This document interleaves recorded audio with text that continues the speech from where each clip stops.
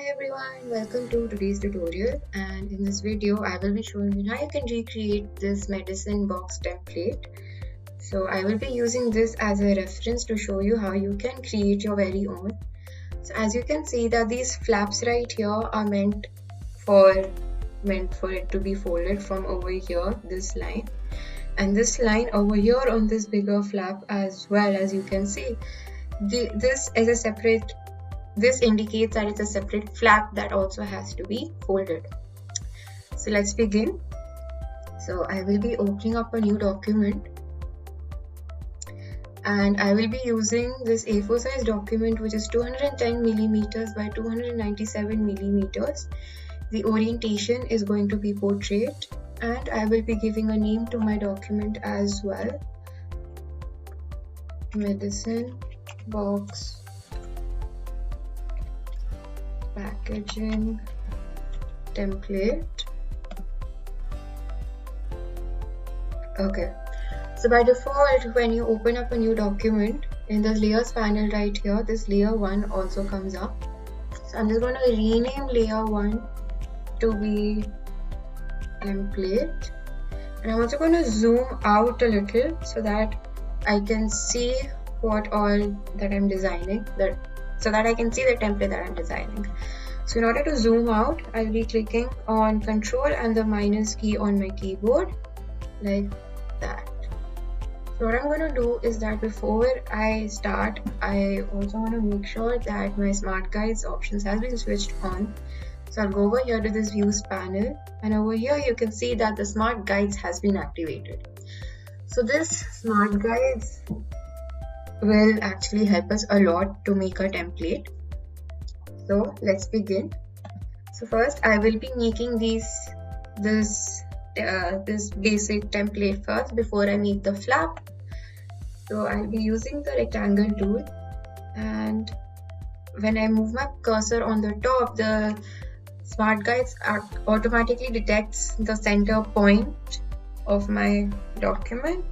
So I'm going to take this and make one rectangle like that, and I'll just move it to the left side of my document till it intersects like this.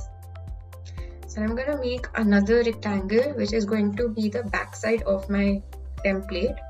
So the backside template is going to be the same size of this front side document as well. So I will be giving the width of my rectangle to be 210 millimeters, and the height remains the same, which is 297 millimeters. And I will be just dragging my document onto the side till it intersects.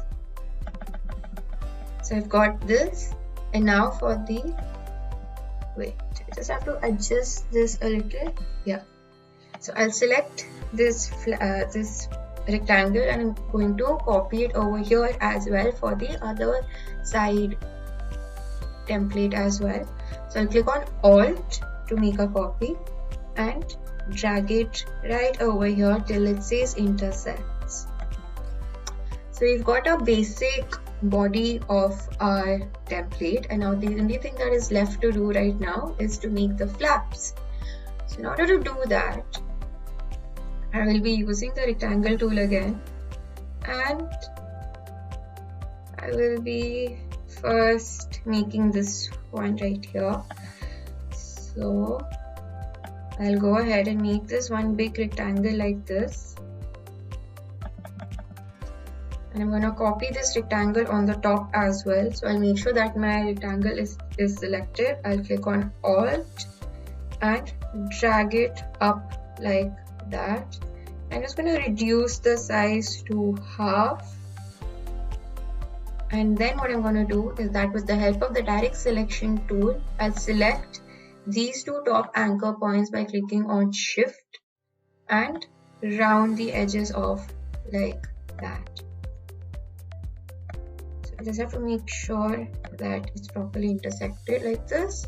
So I'm going to go ahead, select these two objects, and I'm going to go ahead and unite them together so that it becomes one single shape. To do that, I'll be going to the Pathfinder panel, And here in the shape modes, I'll be choosing this first one which says unite.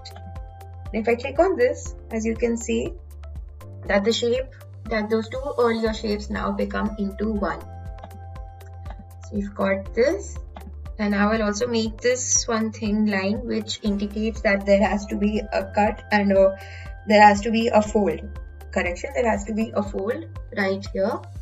So in order to do that, I will be using the pen tool, and I do not require the fill. I just need the stroke to be black as of now.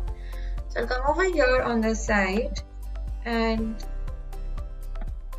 make this kind of a shape.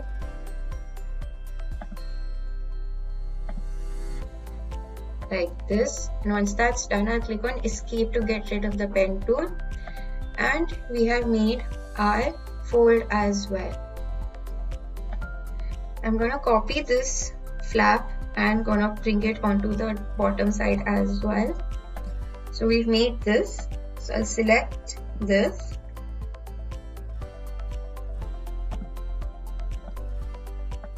So now that I've selected this flap, I will right click on this, go to transform and click on reflect. And on the axis part, I'll make sure that the horizontal axis has been selected, and I'll click on OK. Because once that happens, this gets flipped as a mirror side. Right, but I want to make a copy out of this, copy of the same thing, but a mirror image on the bottom side, right? So I'll show you again. I click on this horizontal one, and I'll make sure that I click copy, so that a copy is made like this, and I can just drag this flap right over here at the bottom like that. Okay, so we've got this major big flap right there. Now I'll be making these 4 flaps as well. So it's again fairly easy to do. So I'll be choosing the rectangle tool again, and I'll be making a really small thin rectangle like this. I'll make sure that temporarily that my fill is going to be white, and just want to make sure that it's intersecting like that. Okay, good. So I'm just going to make this a little bit more thinner, like in terms of size. So I'll bring it down to half again, like that. And I'll go back to the rectangle tool now, and I'm gonna go ahead and make another small square like this. I'm just gonna adjust. Okay, sorry. So I got this. So I'll select this square now. I'll choose the direct selection tool. I'll select this anchor point. So I'm gonna bring it inwards a little. So I'll be clicking on Shift and the arrow key to bring it inside once and twice and maybe thrice. And this anchor point right here, it's going to be a little bit on the inside as well. So I'll just bring it inside once and probably twice, like this. So you've got this, and I'm going to select these two again, and I'm going to unite these two shapes into one shape. So again, I'll be going back to my Pathfinder panel, and in the shape modes, I will be selecting this unite option again. So now we've got this first flap. So I'll select this flap, and I'm going to make a mirror image on this side as well. So I'll be doing something very similar to what I had done with this flap. So again, I'll make sure that my flap is selected. I'll right click on this, go to transform, reflect, and this time in the axis, I'll be choosing vertical and clicking on copy. So once that's happened, I'm just going to grab this and bring it down over here and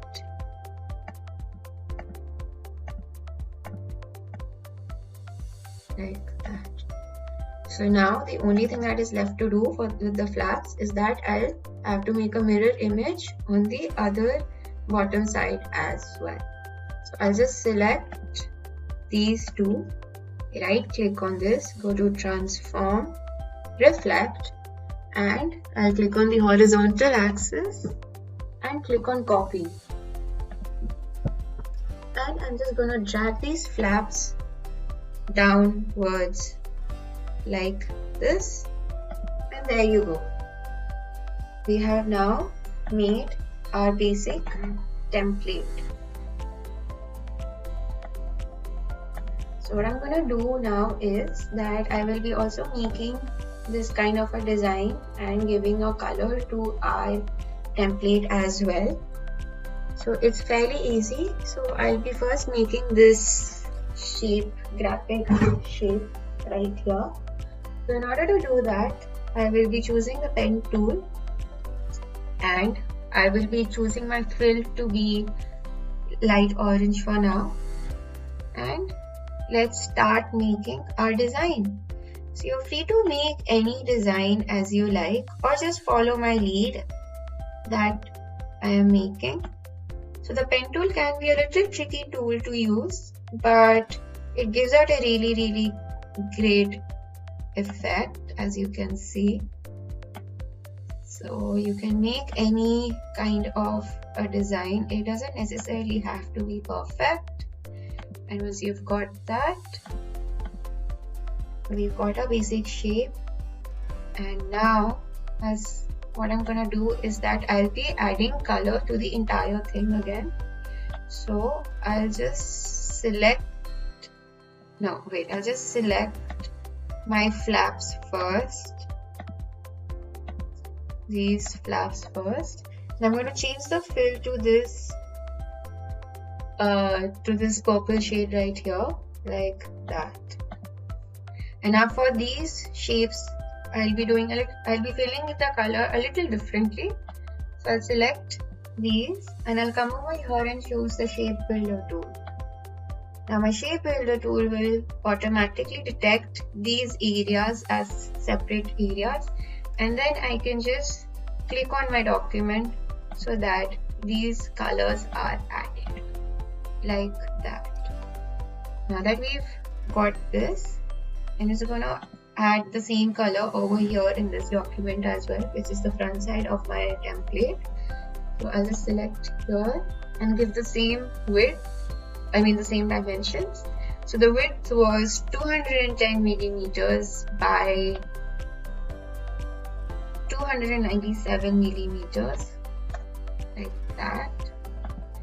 And I'm just going to bring it over here like this. So I'll just select all of them and I'm going to just increase the stroke weight so that it's easier for you all to see where all the folds and cuts are supposed to be made. So in the stroke weight option, I'll be choosing this 3 points, or probably I'll just have to make it a little bit more thicker to 5, and like this. And I'll just remove the stroke of this one as well, like that. So we've got this, and now I can go ahead and now lock my layer over here, so that when I add all the other elements, I do not accidentally move anything around in the background and it stays intact. Right? I'm going to create a new layer and I'm going to rename layer 2 to be content.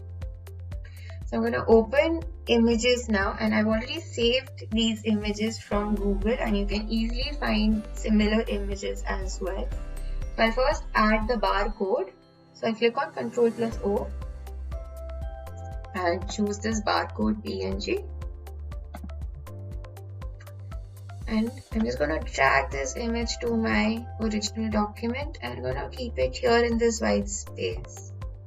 I'm also going to just rescale this by clicking on Shift+Alt and resize this a little. Place it probably right here. Okay, so we've got this. And now I'm going to go ahead and also add the logos and the basic and also this medicine information box as well. So I'm going to open a new image, which is yes, this image, medicine box information, and I'm just going to drag this image as well over here, and by clicking on Shift and Alt, I'm going to drag my image so that it becomes bigger like that, and probably make this a little bit more bigger like this, so that it covers up majority of the backspace. And now I want to also blend this image with the background so that it looks like that this image was printed, right? So I'll unlock my template layer temporarily, and I'll make sure that my image is still selected, and I go to this transparency panel, and over here in this blending mode I will be choosing this option called multiply. So when that happens, you can see that image now automatically gets blended with the background as well. I'm going to go ahead and lock my layer again like that. Now the only thing that is left to add is the name of our medicine box and the logo as well. I'm going to add the logo first. So I'll open up my image that I had saved, which was this one. It's in a PNG format, and drag my mouse like that. So a big advantage of working with PNG format is that the background is usually transparent, and you don't really have to make any major changes as well. So you've got this, and I'm going to select this, click on Alt, and make a smaller icon over here as well,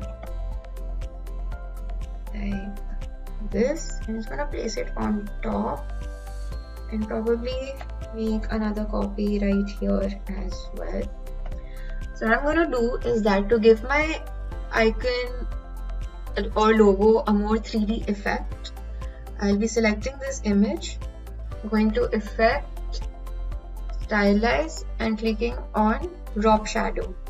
So what the drop shadow does is that it adds a layer, it adds a shadow effect right behind the image to give it a 3D effect. So let the opacity be 55% and the color remains to be black, and I'll click on OK. And as you can see, this drop shadow gets added as well. Okay, so now we've got this, and now the only thing that is left to add is the name. So I'm just going to add a very simple name to this. So I'll just choose the type tool, come over here to my document, and I'll be just typing out, let's say, cough syrup, and I'll change the fill to be white, and I will change the font size to 72 and make this bold as well. So we've got this, and I'm just going to place it right here below my logo like that. So there you go. We have now successfully made our medicine box template. And now the only thing that is left to do is to save our file. So in order to do that, I will be going to File and clicking on Save As. So by default, my file name is going to be medicine box packaging template, which was the same name as my document name, and my save as type is going to be Adobe Illustrator. I highly recommend that we save our file in this format so that in case if I have to make any further changes, I can easily access my AI file, and I'll click on Save and click on OK. So there you go. We have now successfully saved and made our medicine box template. So I hope you found this video to be useful, and you can use